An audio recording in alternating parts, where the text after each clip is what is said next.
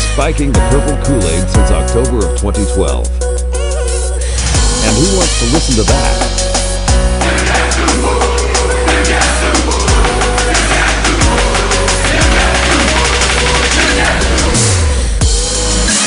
It's the EMAWdio podcast. And now, here are your hosts, Grant Thome and Doug Rocheleau.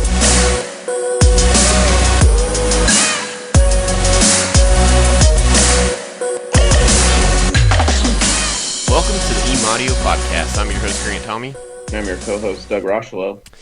And this is we're going to rename it just for the day. We're going to call it Win the Dang Day podcast today. Doug, it's no longer the EMAWdio podcast. No, it's the EMAWdio podcast. Again, thanks for, this might be the last episode of this season. I don't know. I might have one more up my sleeve, but this is good chance for at least 2018, the last episode that Doug and I record an episode. But Doug, today was the introductory press conference for the 35th football coach at Kansas State, the Chris Klieman press conference. And I know we've come a long way in maybe the last 48 hours, but I wanted to just touch base with you because I haven't really exchanged text messages with you since the night of his announcement, or when news was confirmed. Was it Bruce Feldman, I think, was the first one to put it out there. You sent it my way. And I know there were some four-letter words exchanged. You know I don't like to cuss that much, but I definitely sent a four-letter word your way. You sent some my way. Just where do you stand today? What are your overall reactions?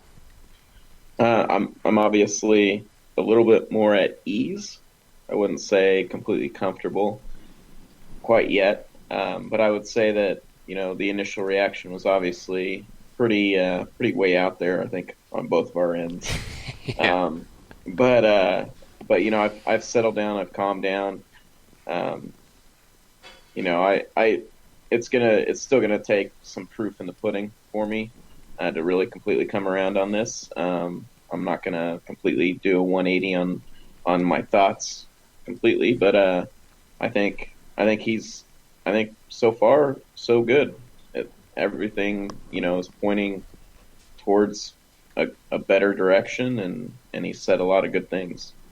Yeah, I'm like you. I'm not going to sit here and try to say that I never said a single negative thing publicly about this guy. I think as soon as the news was released on Wabash Station, which of course, if you're listening, you more than likely are a GoPowerCat.com member, but you're also, there's a wider audience. There's some K-State fans out there, but if you're not part of GoPowerCat.com, Doug and I, you can find us on the message boards there, GTCat, myself, and CatRoc for him. But the day the news was announced, I do know I like, in a thread, I quoted myself. The thread was about, has this search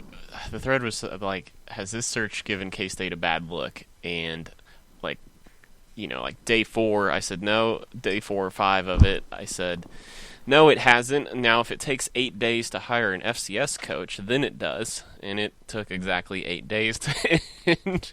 And we hired an FCS coach. And so I quoted myself and said, so I don't know what, but I've definitely, again, and if you were a Wabash Station poster, go ahead and remind me of any negative thing I may have said on there. But I refuse to go on Twitter and just say a ton of negative things about this guy. 1, because I didn't know him, and 2, I wanted to hear him talk before I ever said anything. But I think this is a long drawn out answer to, or reaction to what you said, but I'm like you in the fact that I want to try to stay a little more even keeled, a little more true to myself, who I was before then and who I am now. And I think the best way I can describe my reaction, I guess, put me still in the camp of doubter. I don't think I'm a hater. I'm gonna root for this guy around every corner, around every step of the way, and I was going to, regardless of who they hired. I was never gonna give up my season tickets. I think it would have taken hiring Art Briles for me to strongly have to figure out if I was going to it was just going to have to be like a moral issue for me to decide, am I going to renew my season tickets? But Doug, I'll let you. I've been talking too much. I've got a little bit to build on that, but I was never going to not renew my season tickets. Yeah, I'm in the same boat. I will still be a K-State diehard fan, regardless of who the coach was.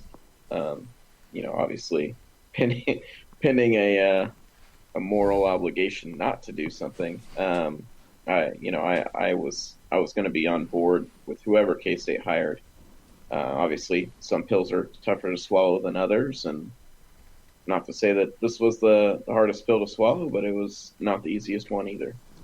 Well, I think as it came down to the final hours of the coaching search, it was between Neil Brown, the coach of Troy, and Chris Klieman, and I really wished I would have come up with this idea.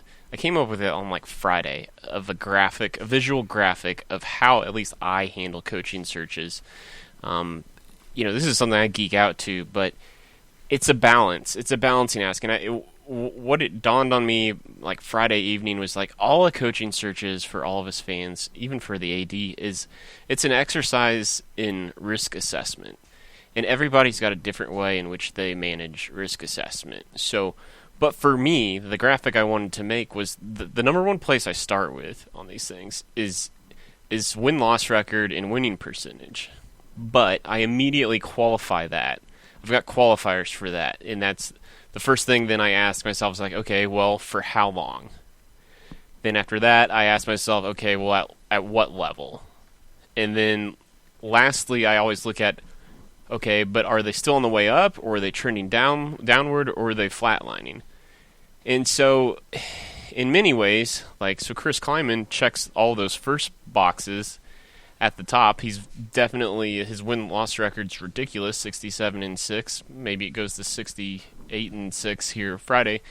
That's a 91.7% winning percentage. And then it's okay, well, how long has he been doing it? 4 years, so he's been doing it for a while. And then it's okay, but at what level? And it's the FCS. And what I found through all this is it was always that last question that's always the most uncomfortable out of all those for me. And that's we discussed on our first episode together this season was my struggles with Neil Brown, and I view the Sun Belt as only that next step up from FCS. And so that's what it took a long time for me to get on board with Neil Brown, because he was just that one rung up. But everybody's different, and that's for me. And I think that's where everybody's feelings are. I think that's where a lot of people struggled with this one, was because I would almost have to reflect, because you can't talk away the other two criteria. And if I would have had this graphic or this actual scale that could have measured everybody, I bet I would have found that Chris Klieman, Mike Norvell, and Neil Brown all were probably equal candidates. You just would have had, on one spectrum, one guy was way up here, the next guy was way down here, and so I kind of just quickly thought through it, and winning percentage, Kleiman's the top, Norvell was at the bottom. For how long? Brown was at the top, Norvell was at the bottom. And then at what level? Norvell was at the top, and Kleiman was at the bottom. So everybody had something that was peaked out on one end of the spectrum, but somebody else had something really low. At the end of the day, it's a tough decision. So there's other criteria for me then too after that. I mean, recruiting and age, but I always, the win-loss thing is the most important to me, because I do agree with what Chris Klieman did say in his press conference today. Football is football is football. But again, that's just where it was uncomfortable for me. It's the, can you make that jump? So I don't know. I didn't know if you have anything to add to that. They have my crazy. That's kind of how I kind of look at this whole situation. Yeah, and I think I kind of echo the same concern as far as I understand what he's saying. Football is football. Coaching is coaching across the board. And in his press conference, of course, he's going to dismiss the fact that, there's probably not a big difference between the talent from FCS to Power 5. I I didn't really appreciate it. I know that he's gone out there and he's beaten Power Five schools, but let's be honest, he hasn't beaten, powerhouse Power Five schools. So while I appreciate what he's saying, and I understand that he's coming from a world that, the talent that he brings in can compete at the Power Five level, competing at the Power Five level and winning at the Power Five level consistently, I think, are two very different things. And I'm hoping that, again, I'm on a wait and see approach. I am, proof in the pudding. I want to see these players that he's going to go out and recruit. I want to see him go out there and get talented guys that will compete and be proven winners on a Power Five level. And that's one of my biggest concerns with this hire. And yes, to our listeners who may have made it this far into the podcast, we've gone 10 minutes. We really haven't gone too far overboard and say anything positive. There are things we will say positive about Chris Klieman. There definitely is a lot to talk about there, but just know, Doug and I are just in that camp of, again, I think doubters is probably the best way, and it's a wait and see approach, and it's nothing against the guy personally. Heck, I think I speak for you, Doug, that we both want to eat some crow out of all of this. Like I think that because winning percentage to me is the biggest thing, because I think, okay, if you figure out how to win at that level, I think you can figure out how to graduate and win at the next level. I just feel like there probably needed to be a rung in between. But it's a high-risk, high-reward thing for athletic director Gene Taylor. And I will say this as much, too. I think I would rather have a guy who had head coaching experience like Chris Klieman with less scholarship numbers than like Cliff Kingsbury, who he learned a lot on the job, didn't realize how many more responsibilities there were to becoming a head coach from making that jump from the coordinator only. Now I think I feel better about Chris Klieman. Kind of knows how to run a head coaching gig, but he does have more staff and more people to look after now, so it's a scaling up thing. But by and large, I think he kind of gets what the day-to-day is like for being a head coach, and I think I like that most definitely better than if a coordinator came in. Now, that's not to say a coordinator can't adapt either, but one of the big sticking points I think, though, Doug, you wanted to get into a little bit was, having said all that, what we've built up to this point, lack of experience at the FBS level, getting talent, lack of experience managing a roster that size, managing a staff, the logistics, his salary. And I know you have some things you kind of want to get into with his salary. Yeah. Grant, how many times more a year do you think he makes than he does currently at Indy in North Dakota State? Well, it's a little bit of cheating. If I heard right on the radio, it was like 8 times as much. It's 7 times as much as first year. I guess when you factor in his additional payouts with his annual $15,000 stipend for his car, his an annual salary in addition to $86,000 a year, it might get closer to 8 times more a year. My biggest problem with this is, and this isn't a shot at Coach Klieman, I think he did a great job negotiating. I feel like Gene handed his buddy a really awesome deal.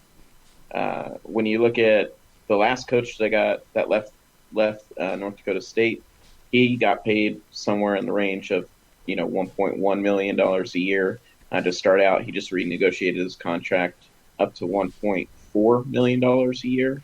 7-year extension at Wyoming. And so when I look at this, I think to myself, why are we paying him that much more a year? I personally think he would still have come to K-State at 1.4, 1.5. We throw in some performance incentives in there. You win, and if you land in the top half of the Big 12, you get a big bonus for that.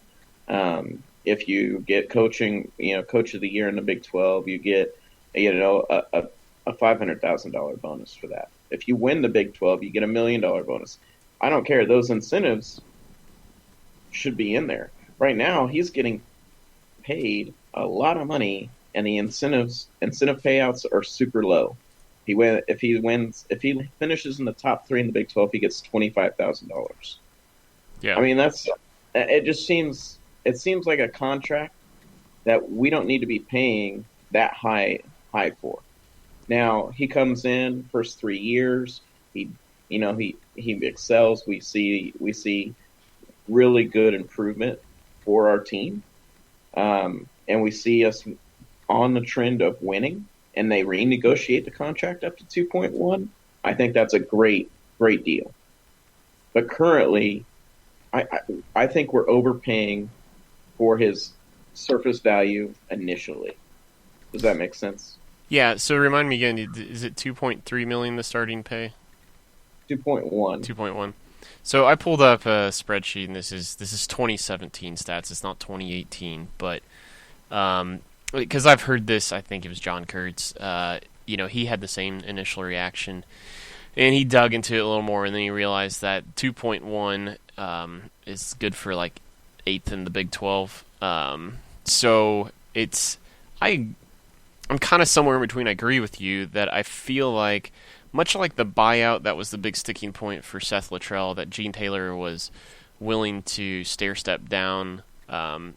I feel like we had the opportunity for year one to have a bigger stair step up, but 2017 figures had David Beatty making at 9th, and Matt Rule's not listed because he's a private institution. You don't have to share this information.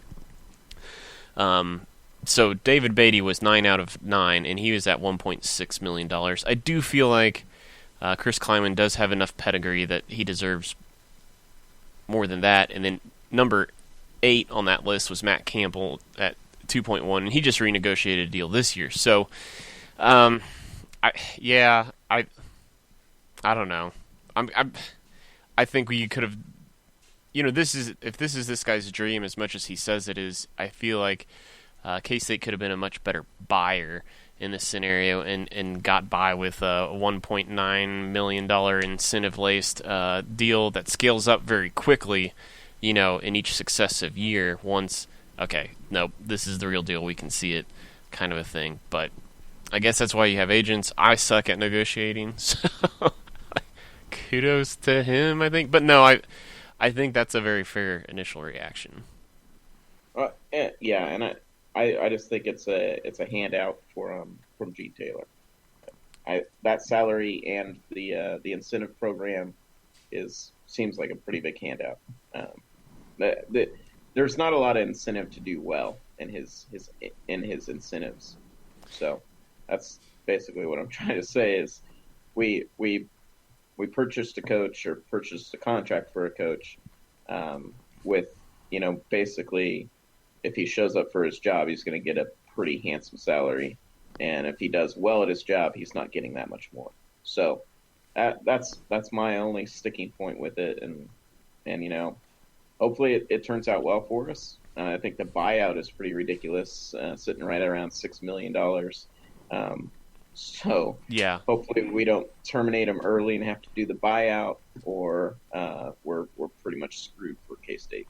Well, and I can't sit here and tell you I've got a really good handle on market value for buyouts, but I thought the same thing. I thought that was pretty extreme. But as you clarified your point a little further, I think you do bring up a good point. So if he finished top 3 in his first year, which would be amazing, here's $25,000. Whereas, let's just say we use that 1.9 figure down from 2.1.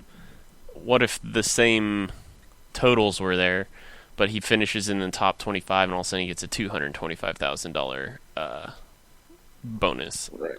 I think that's a solid way of looking at it for sure. Right.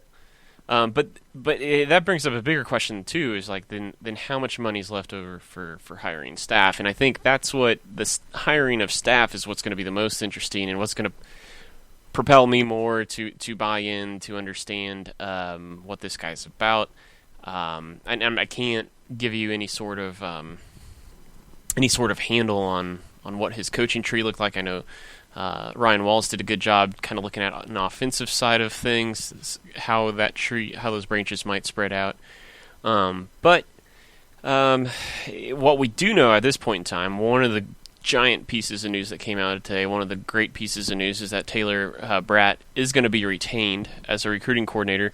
And Chris Klieman did a good job of saying, he's like, and we're going to bolster that department. Like, there's a ton of good things that are just like bare minimum, lowest common denominator things that the rest of the college football world was doing that Chris Klieman has already showed his hand in day one, day two, whatever you want to say.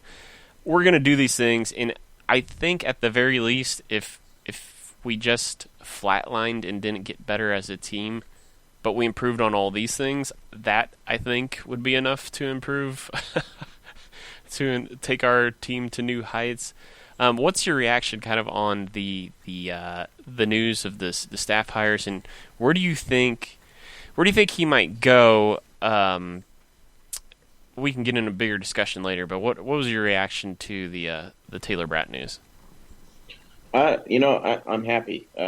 Taylor Bratt is obviously K-Stater through and through.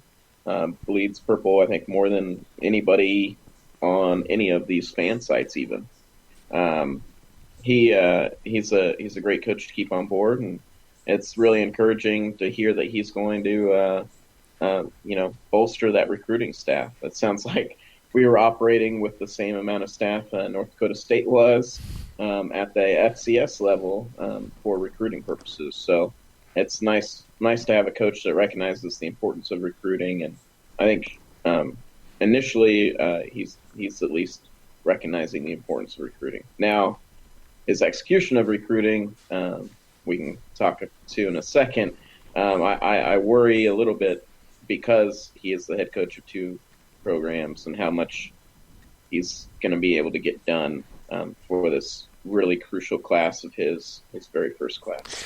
Yeah, and when we get into that, I've softened a little bit on that one, but that's further down the list here on the questions. But as it relates to staff, as soon as the press conference was over today, I tweeted out, in case any of my followers wanted to hear a question of theirs answered on the podcast, and I only got one out of the deal, but at Sinclair Eli on Twitter asked which coaches are staying now. That's a really tough question to answer.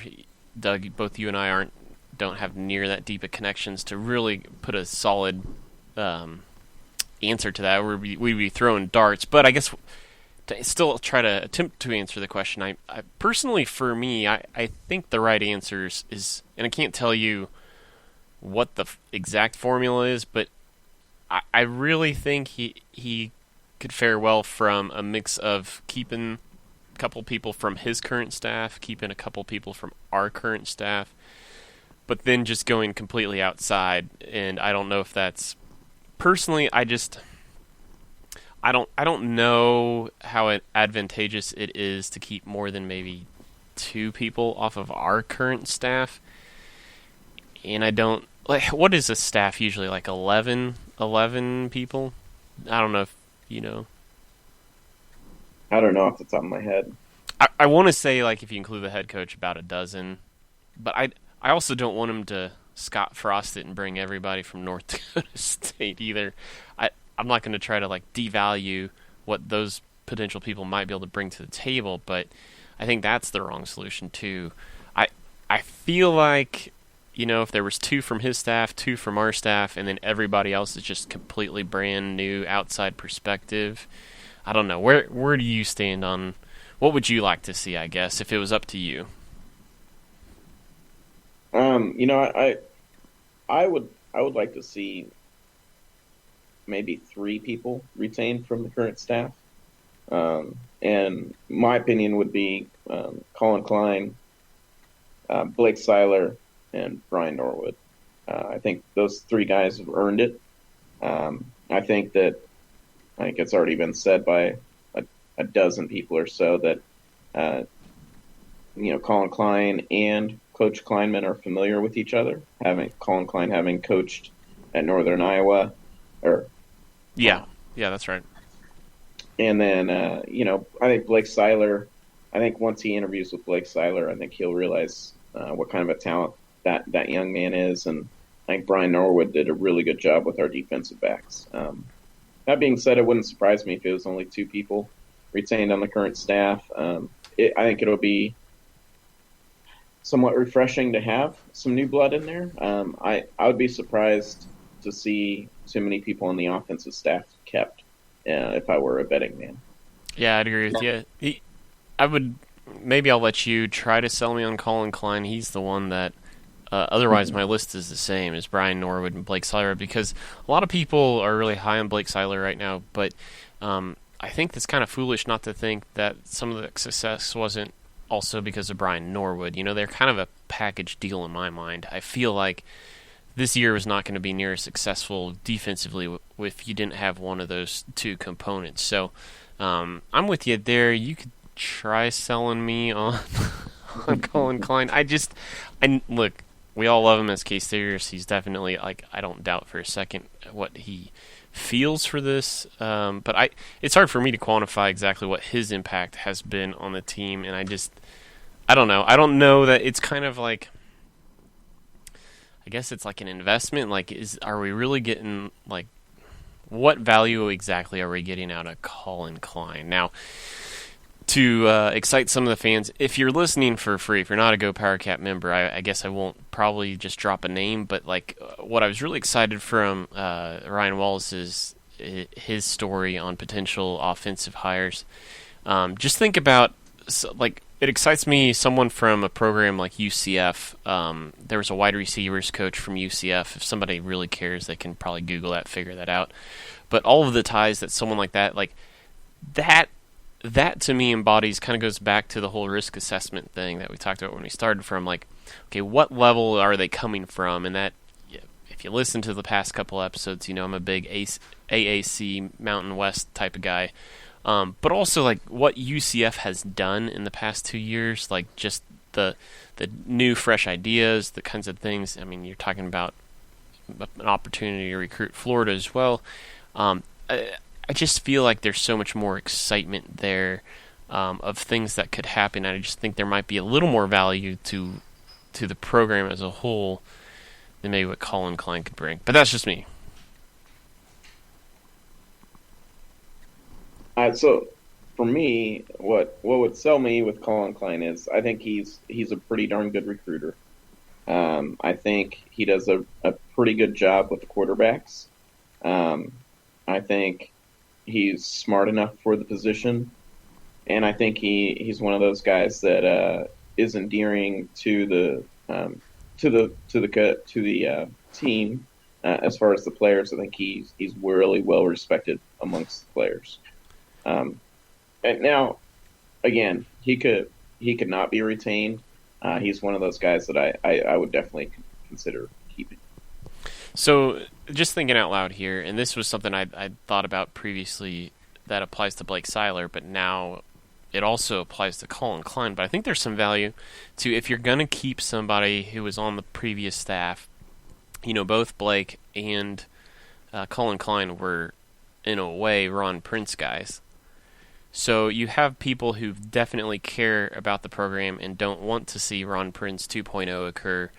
But you also have someone then who, how unique would that be that they would have their hands in all 3 of the last 3 eras or whatever, however you want to say it. I think there's some value to it that they're going to protect the heritage of the Bill Snyder Foundation, but at the same time, they have enough other exposure to know they've seen it at its peak and at its lowest low, and I think it'd be kind of nice to have some watchdogs without being too just caught up in the Snyder's the only way to do it camp. I don't know if that makes sense. Right. Well, and if the rumors are true that Colin Klein was one of the catalysts for confronting Coach Snyder about his antics this year, then I think that's even more reason, because of him being a player's coach, Coach Kleiman being a player's coach, I think they would work well together. And the wide receivers coach you're referring to was Darryl Wyatt, by the way, from UCF. Yeah, I wasn't sure if leaking out information from a paywall was a bad thing. It's not a big deal, but that was just one name of. He was one of the ones that excited me. Do you have anybody? Even you zoomed out one more level, like outside of Wally's story, just because I know initially after the hire was announced, I started looking through like the top 40 offenses statistically and thinking, okay, who might be in the top 40 that also makes sense to be on a staff like Chris Klieman's. And I'll be honest, like I only came up with like 2 or 3 styles of football that weren't spread oriented. It did hurt a little to see Mike Norvell's Memphis team was like number 4 on that list. I can't even remember. I want to say, Boise State was one of them. I can't even think really.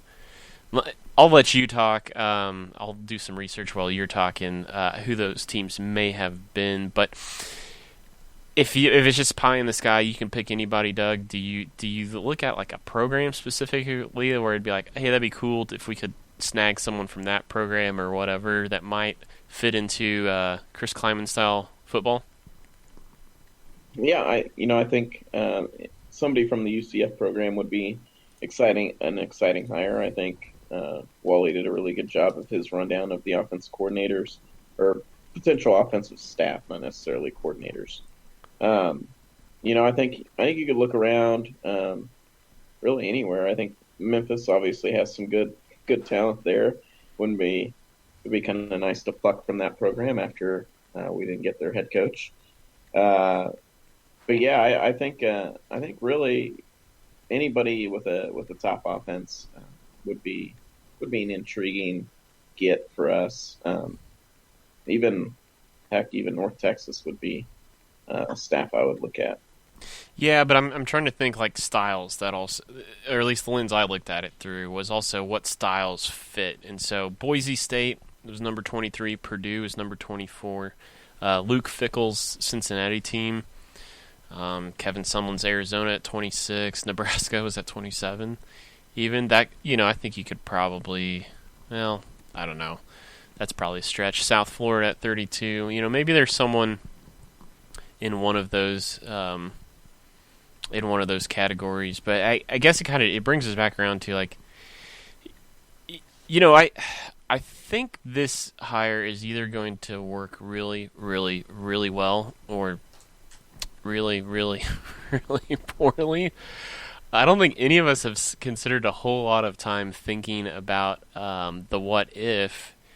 What if it's somewhere in between? What if Chris Klieman gets us to a level of basically perpetuating, and this is what I've always called an athletic director's worst nightmare, is the plateau. So what if Chris Klieman actually works out to be, he just perpetuates the 2013 through 2017 seasons at K-State, and it's just kind of the down years are 7-win seasons and the up years are 9 wins, and it's like a 8-win season average. What does that look like? Because it's going to be really hard to not also keep tabs on, from this point in time, what did Neil Brown or Mike Norvell do? Mm-hmm. Yeah, I don't know. It'd be really disappointing because in order for us to move on from a Coach Kleiman would cost us a lot of money. And I think, I don't know. It really put the contract, and I hate to circle back around to it, but I think the contract really puts us in a tough position.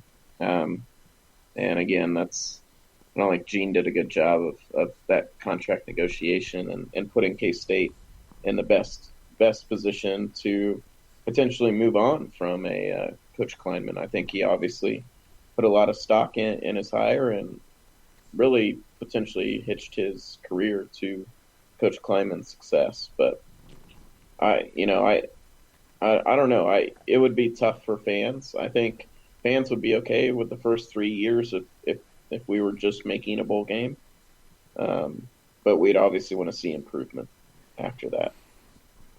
I mean, this kind of circles back around to where I started, where winning percentage is my first indicator, and I've always had a saying as I relate it to major league or minor league baseball is that if a guy at Double A is just knocking the cover off the ball and is hitting like 420, he's not going to go to the majors. He might have proven he belongs in the majors, but he's not going to hit 420 at the majors. Like, his batting average is, he's probably going to hit 280 or something. Like, there's a good chance he's going to hit 280. So, like, deep inside of me, like, I know I'm resisting really hard on someone who's got, this is ridiculous, like, he is a living legend at the FCS level with a 91.7% winning percentage.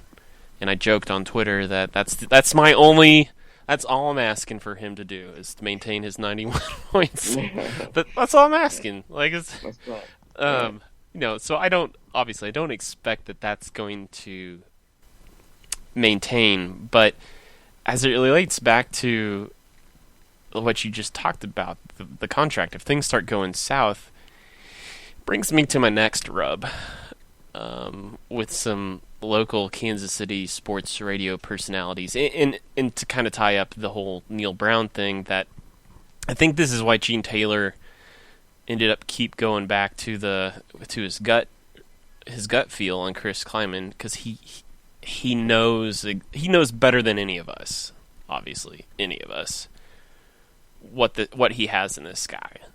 So I can tip my hat to Gene in that regard, that he stuck to his guns regardless of what us fans tried to mob mentality him into. But I think also one of the contributing factors was like Neil Brown, who is a guy who spent all of his time in the South. Like, at the end of the day, in Neil Brown's gut, he knows, hey, if there was the right SEC job come up, he would jump ship. And I think that was a sticking point for Gene Taylor, and that was another reason why he went the direction he did. But this local Kansas City radio host has been on this talking point that he thought that K-State needs that guy that's not going to take another job. It was a big deal to him, and he kept saying, like, we can't have a guy in here that's only going to last 3 to 5 years and is using K-State as a stepping stone to get to his next job.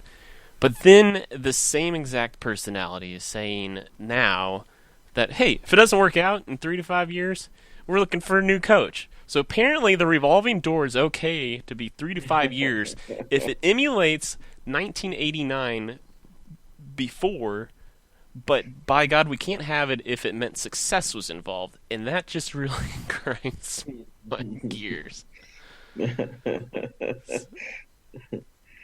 Yeah, obviously I think Gene has even gone so far as to say that he doesn't think Chris Klieman is going to go anywhere anytime soon.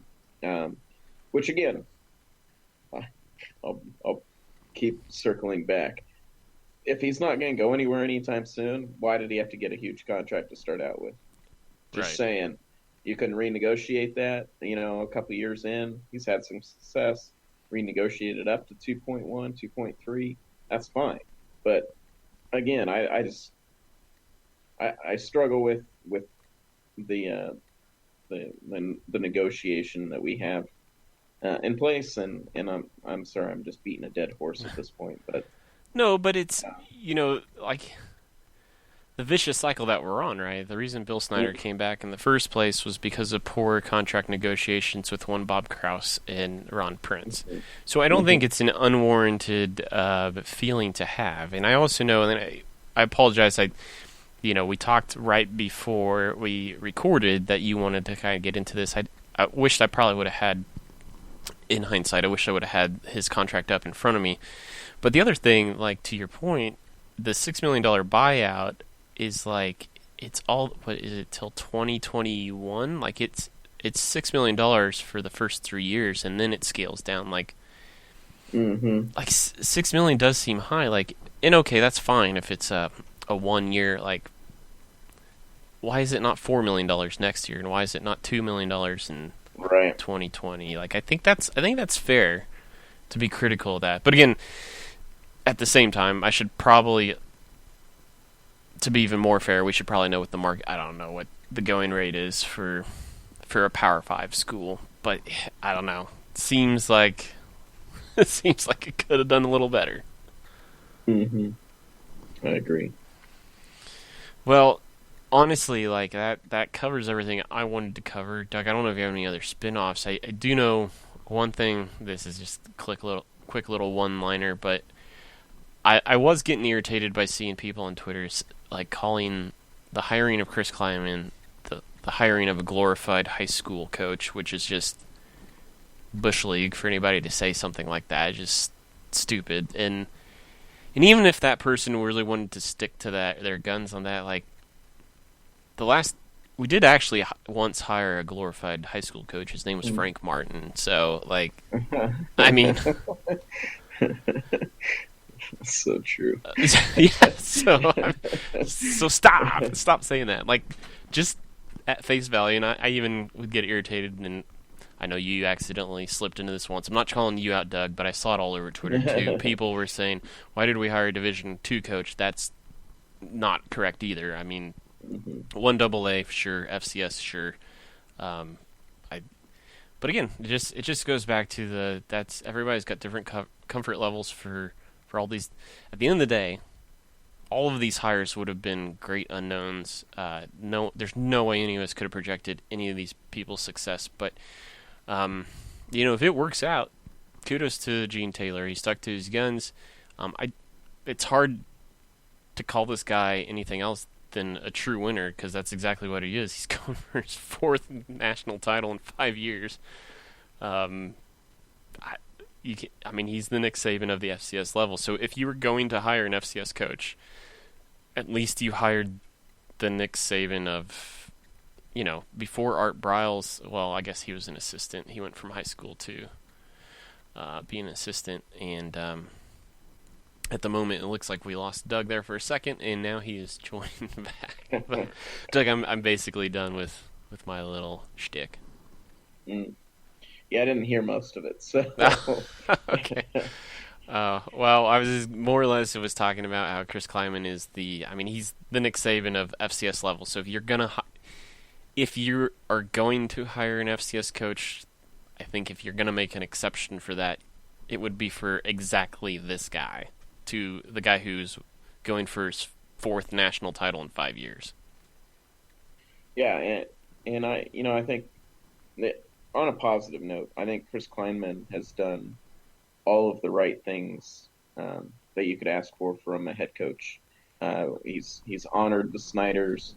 He's really talked quite directly to the fan base. He's come off a winner with the team. I think most of the team would say that they were ready to run through brick walls for him after their team meeting with him. He did a lot of great things his first 48 hours on the job. Yeah, do you have a favorite moment from the first 48 hours? Personally? Win the dang day, but yeah. Yeah, I think there's a lot to be excited about. If this level of access into the program, as far as media and being able to see some insights to how things are coached and how things are done on a day-to-day basis, is a norm. I think that's a good thing. Now, I don't think it would be a good thing to go overboard the extreme that Ron Prince did. I don't think that would be a good thing for our program. But qualify that or clarify that a little bit, because you were talking about media access. Are you talking specifically about how overboard Ron Prince went in the media access department, or are you talking about other media access? Media access. All right, go on. Yeah. not his power towel and all of that stuff. Oh, gotcha. No, I think EcoCat. EcoCat. I think it would be refreshing to have some access that I think Kleiman will give us, and his candidness and his demeanor with the media, I think, will be refreshing to everybody involved. And I'm excited that it appears that he's ready to recruit at this level. I just wish he was already here doing it full-time basis, because dead period starts on Monday. He's only dedicating 2 days this week to actual recruiting, which is alarming for me as a guy that loves following the recruiting side of things, and how important this class is, and the fact that we have 3 scholarship running backs on our roster next year. We have wide receiver depth problems going into next year. Isaiah Harris, Isaiah Harris left the program, as Go Power Cat reported earlier today. We have some depth issues. When you look at safety, I'm worried about safety.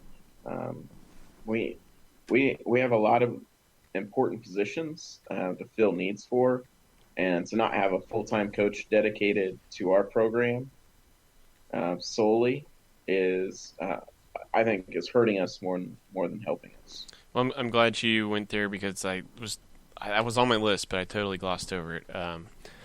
Before we get into recruiting, though, I did just wanted to say, like, I guess maybe one of my favorite parts of the first 48 hours has been when he did the Q&A session live on Twitter with Twitter followers from the Jet. Was a pretty boss move, I thought.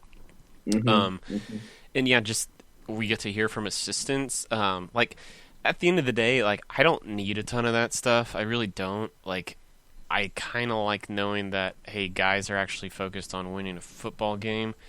Like, for me, I guess I'm a pretty conservative guy, but, like, if you just heard from one assistant in addition to the head coach a week, like, that's awesome for me. And if there was some sort of rotation, it didn't matter. It was just, like, that's all I'm asking for. But alternate uniforms apparently are going to be on the way. That'll be fun. I'm definitely more likely to go to my first spring game in I don't know how many years because of this.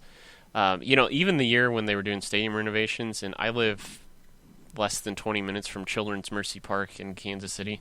I didn't go to that spring game either, even though a change of venue was going to be, like, I had other things to do. There's that. But so the recruiting piece, and this was what I didn't come up with a clear way to say it at the time, but when all candidates were being considered in the shtick, and this is why it was down my list of the risk assessment thing, like, it's down there. I care more that they're a good recruiter than if they had Texas recruiting ties. Texas recruiting ties and Oklahoma would have been an added bonus. That would have been a +1. But I care more that you are a good recruiter, because all recruiting is everybody's got something to sell, and everybody's got a personality to sell, to help them sell what they're selling. And I think you can transport that. Yes, there's going to be some cultural differences in different chunks of the country, but I don't know that the difference between Upper Midwest and the South Plains states is a huge difference, something that's going to be really hard to relate to. I'm not too worried. I think the things he's doing with Taylor Bratt and going to be assembling an actual recruiting staff is going to help too. But there are no guarantees in this either. Like, doesn't mean it is going to work out. So that's definitely something to keep an eye on. But what I will say, you talk about those depth issues. One of the advantages he has being an FCS coach is he can recruit guys off of his roster that he believes are fit bodies for the Division I game. They don't have to sit out a year. So for a stopgap, I think he can actually, without recruiting actively right now, I think he can actually get guys to K-State and really button. Now, that's only a one-year solution. Well, I guess it depends upon who he plucks. If there's a sophomore from his team. But, yeah, go ahead. I don't see him doing that. I don't think he'll be using that stopgap solution. Maybe from his competing teams, competing teams against North Dakota State, he might try to do that. But he won't do that from his own roster. I don't see him. If he's still their head coach through the playoffs, he's not going to also poach players from their roster. And so again, this is why him being a head coach of 2 programs right now is hurting us more than it's helping us. I know that Gene Taylor would spin it and tell you that, well, him being on national TV, winning another national title is better publicity. Great publicity. But what's it doing for our current roster and our current recruiting class? Dead period, again, starts Monday. Early signing period is, in a week and a half. Most of the recruits out there are going to be locked up before his national championship run would be over, January 5th. So, again, it's a detriment for us, for the K-State program, for him to coach through the playoffs. Now, I think it's cool that he wants to do that for his seniors. I think it's a testament to what kind of a character he has, and the type of relationship he has with his current roster. I think that's all cool. That said, he could have spun it with his players and said, look, this is an opportunity, my dream job. He could have taken this job and been there as a fan if he wanted to be, and still done more of a job for K-State, his new employer, than what he's doing for us now. Yeah, and I'll play devil's advocate a little bit. Well, first off, I think this whole conundrum is not more. I don't know. Gene Taylor offered it up first, so I don't know if Chris probably would have asked for it anyway, but because Gene had to live through Craig bolting during the playoff run. I think he didn't want to leave his predecessor or successor, whatever, in the same situation. So Craig Bowl coached through the playoff run. That's okay. Well, all right. I guess I don't know. I thought I heard that somewhere, but yeah, no, he was there through their playoff run. For some reason, I thought he bolted early, but okay. Well, there's it will be interesting. Well, I'm just quoting. I'm just remembering what Chris Klieman said in his press conference, that he saw Craig Bowl do exactly what he's doing, coaching two teams, and that's why he feels confident he can do it. Wow. Okay. All right. Well, and again, I think we're going to be fine in recruiting moving forward. I'm just worried about this year and being, having a team that can have sustainable depth going into next year. Well, and I think the focus is going to be there moving forward, but for him to coach two teams right now is hurting us more than anything, and it's only benefiting North Dakota State. Yeah, no, I would agree there. Like, obviously, they're the ones getting the good deal out of it, but I mean, this year's recruiting class was stunk from the beginning anyway. Like, I don't know how much worse it could get. He's already made phone calls. He's already flipped a recruiter to. I was worried too at the beginning. Like, okay, so if Les Miles walks into a Kansas living room and then 45 minutes later it's Chris Klieman's opportunity to sell the same kid, I was worried for a while that, like, man, we're just gonna get. Like, we're gonna lose the Kansas kids. That's been a given for how many years, right? That's what I'm most worried about here if he can't turn that around next year, because I anticipate Les Miles is going to have his pick of the litter from the Kansas kids. I was really worried about that until I started hearing how many from the KC radio personalities saying that a bunch of the local KC area coaches have already reached out to these radio people telling them how much they like working with Chris Klieman because he already recruits the Kansas City area. That gave me a little bit of comfort, but I don't know. I like pie in the sky. What could he have possibly done in the next? What was it, the 19th is the early signing day? Like, in the next 7 days, for 9 days, what could I don't know. Yes, I wish he was 100% on K-State's side, but I don't know really at this point. The damage seems like it's already done, I guess, is where I'm at. I would disagree. There's a lot to be said if a head coach makes his way into your living room and having 3 less days to do it. Let's say he could have only recruited for 3 more days. Those 3 days could have been out on the road to the recruits that we have that are in Florida, for example. The commits we have in the South. He could have gone and been in their living rooms to secure their commitment. Now it's going to be a phone call, if he even gets to the phone call. And then when he's in Kansas, he's going to be visiting Kansas City recruits, which is good. Obviously we want to keep those Kansas City ties, but he already has those Kansas City ties. I guess, I don't know. I am concerned about how many recruits we're going to have in this class. Our scholarship counts are already pretty low, and we didn't need it to get any lower. And then, basically be fighting for the scraps, so to speak, after the early signing period. Well, I think you're probably right that his character is he's not going to be the guy who's going to actively try to poach his roster. You're probably right there. I don't know. I just feel like there's still a good chance that there's like at least 6 players that come from, but that would be an interesting over-under bet, like 2.5, 3.5, 3.5 people from the North Dakota State roster. I guess I would be reluctant to take the over on that now that I'm thinking about that. But that's something interesting to watch. I don't know, because you also don't know which players might actually reach out to him, because from all indications they love him, right? So I don't know. Maybe they would see it as an opportunity. It's like, hey, I can go play Power 5 football now. I don't know. One thing I am totally excited about is to see what the offensive line looks like under him. I mean, I remember back, Doug, when we started this podcast, let's see, that was our second season, the first full season we did podcasting. We used to do previews of the opponents, and I remember looking at their roster and like, whoa, holy cow, on the line of scrimmage, they actually have some, and that's been something I've read about at least 2 times since his hire. People from Iowa commenting about how they got destroyed on the line of scrimmage.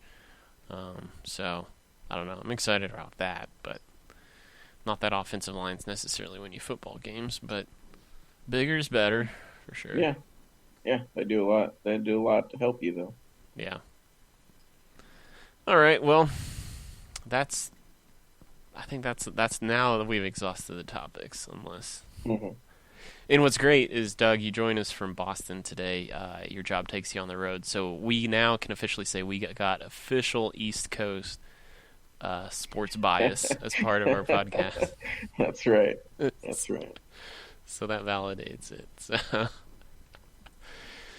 All right. Well, if there's an episode next week, I'm not sure if I'm going to do it or not, but I might have an opportunity to interview a former player, kind of working on that, get their reaction, which I think would be very interesting. I'll be interested to see if Fitz does the same thing with, like he did as soon as Snyder retired, if he does a similar roundtable with former players to kind of gauge their reaction. I think that'd be really interesting to see what they say, but by and large, for now, the first 48 hours, Chris Klieman has continued to win the dang day, 2 days in a row, so good for him. But, Doug, unless you have any parting shots, I guess we'll sign off. No, I'm excited. Like I said, I'll be a K-State fan for life, so I'm in the wait-and-see approach. I think Chris Klieman is a heck of a man, and I think hopefully he'll have a lot of success with K-State. Yeah, and the sad news is we have to wait, 200 days or something before we get to see the home opener, get to figure out if the soundtrack has changed before the game for the first time in 30 years.